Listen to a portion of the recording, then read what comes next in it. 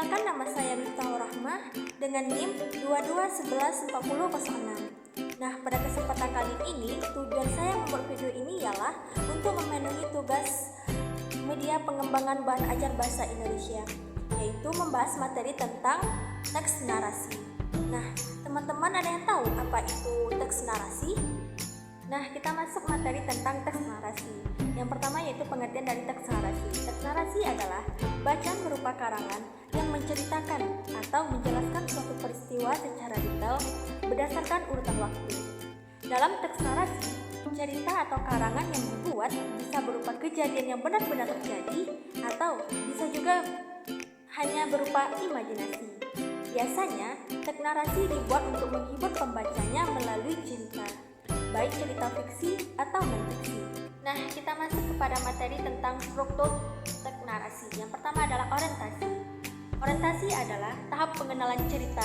Di sini penulis memberikan berbagai informasi secara lengkap mengenai tokoh-tokoh yang terlibat, latar belakang tempat, dan juga waktunya. Yang kedua ada komplikasi.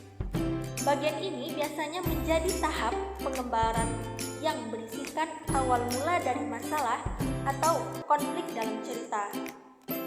Kemudian, ada juga reaksi yang diberikan oleh tokoh-tokoh yang terlibat pada masalah tersebut. Dan terakhir adalah klimaks, di mana klimaks ini adalah puncak permasalahan. Nah, jadi komplikasi adalah bagian yang paling seru dari teks naratif. Pasalnya, di sini kamu bisa menemukan proses jatuh bangun tokoh utamanya. Bagaimana cara dia melewati titik terendah dalam hidupnya, dan momen apa yang membuatnya bangkit kembali. Yang ketiga adalah resolusi. Resolusi adalah tahap pemecahan masalah dan ditandai dengan penurunan konflik sampai dengan selesai atau tuntas. Seringkali banyak orang yang membaca teks narasi mengharapkan akhir atau penyelesaian yang bahagia. Namun, teks narasi bisa berakhir bagaimana saja. Beberapa ada yang membuat pembaca merasa sedih, beberapa ada juga yang membuat merasa strategis. Terlepas dari hal ini, seorang pembaca teks narasi pasti mendapatkan kesan mendalam dari cerita yang mereka baca. Nah, yang keempat adalah koda. Koda ini adalah tahap pembuatan pesan moral atau amanat dari kisah yang diceritakan. Bagian ini jamak ditulis sebagai penutup cerita, dan paling penting, koda dalam teks narasi itu bersifat opsional alias tidak ada. Nah, kita masuk pada materi selanjutnya yaitu jenis dan tujuan dari teks narasi. Yang pertama adalah teks narasi ekspositoris. Teks narasi ekspositoris adalah salah satu jenis teks narasi tentang cerita, tokoh, atau seseorang yang disampaikan secara informatif untuk dapat dipahami dan dimengerti oleh pembaca.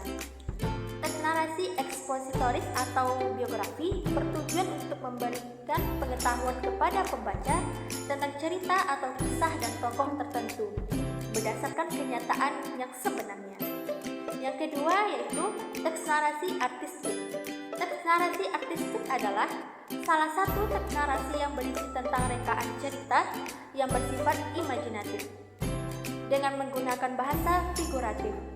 Teks narasi artistik ini bertujuan untuk memberikan hiburan dan menyampaikan maksud tertentu kepada para pembaca.